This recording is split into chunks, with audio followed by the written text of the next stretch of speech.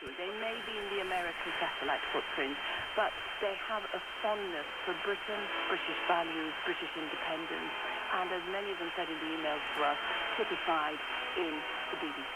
You've been quoted as using words like shock, disappointment, and hurt about the announcement. It's obviously not something that you took very easily. Explain to me why personally you felt so strongly about it. I think because it came off such a year of highs. News is always a high off the back of somebody else's tragedy. So, of course, it was a year of the Haiti earthquake. Then we were a part of the Connexion Haiti, which had been the Creole Lifeline program. So 2 of my Creole-speaking producers had been a part of that. That felt so good. We won an AIB award, Association International Broadcasting Award for that. That felt great. Then we broke the story of Gregory Isaac's death. A hard one again, calling a family in mourning as of 1 hour. Gregory Isaac, the reggae singer.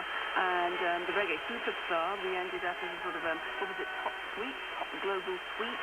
Made a story, Washington Post, everybody quoting BBC Caribbean. And then came back to Haiti a year on with Haiti 10th Tales, letting people talk about their lives a year on in Creole. So after a year like that, yes, a bit of a shock. Some people might say, well, why does the Caribbean, why do the West Indies need a specific service?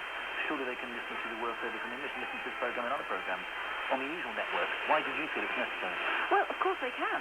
World Service in English will continue to provide a valuable service as it does for the whole world.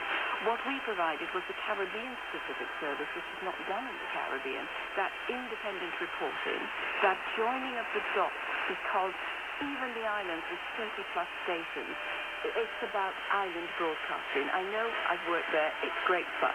You cover the island. You may cover the island next door if there's a fishing dispute. But the issue of joining the dots, so if this happens in Guyana or Trinidad, what does it mean in Jamaica? It's that joining the dots across the Caribbean to London and back. So, the plan is what? I mean, you do want to leave a legacy, and you do want to make sure there is something there that replaces this service. Where are you looking? What are you looking at? Well, I mean, from the BBC's point of view, there will be our legacy website. And also, all of that rich material from over the years, the BBC has agreed that we are giving as an endowment to the University of the West Indies. So future students, researchers, looking at that day-to-day pan-Caribbean toing and throwing in the news and current affairs field can get that material. In terms of what happened in the region, there really is a major debate, even up to the other night. My email box just full with the great and the good saying, we do need to do this for ourselves, as the British are not going to help us. How do we do it? How do we fund it? Where do we base it? That was Debbie Ramsden. And if you have any comments to add on this, or anything else you've been listening to on the World Service, this is how you can contact. Over to you. Call us on 44144 960 9000. Email over to you at bbc.co.uk. SMS 447786202006.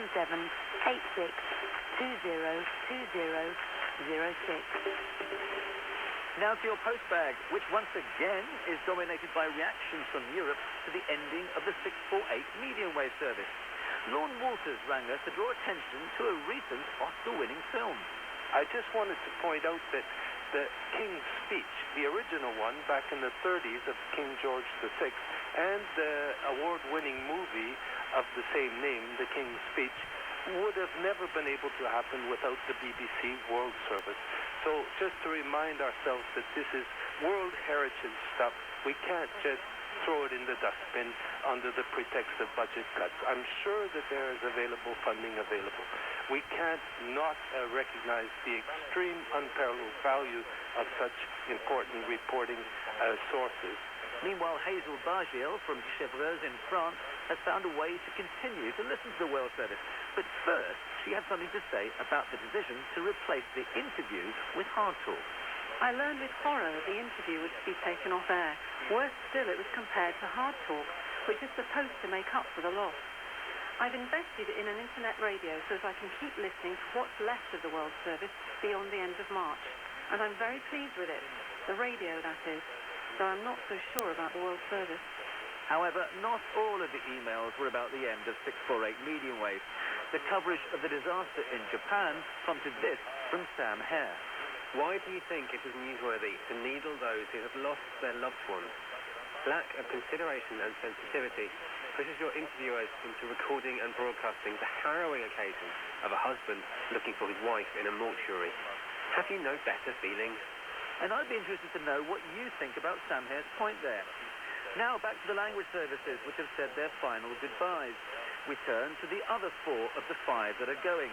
Here with their thoughts are Alexei Zoric, head of the Serbian service, Zanieta Skelev, head of the Macedonian service, Ilya Nishku, head of the Albanian section, and Teresa Lima, head of the Portuguese in Africa service. Slušate BBC. Dobroveče, ovde London.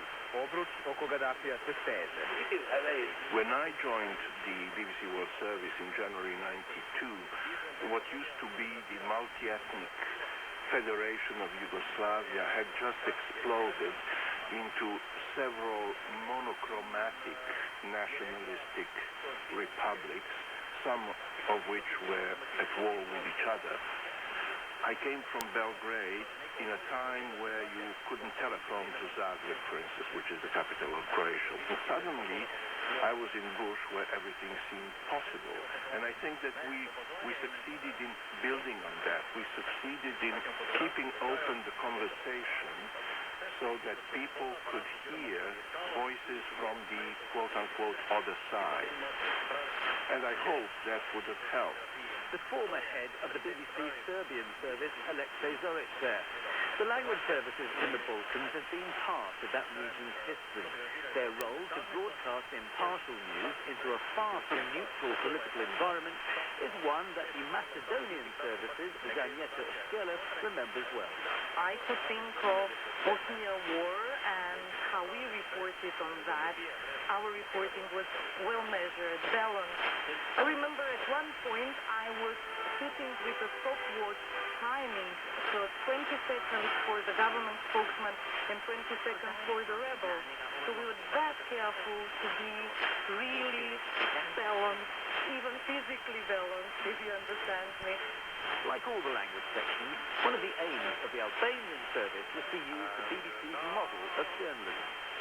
Ilya Nishku ran the Albanian service. It was very important for BBC being in the middle as a news source for people, but also as a model to be followed, which is one of the things with this setting here, and BBC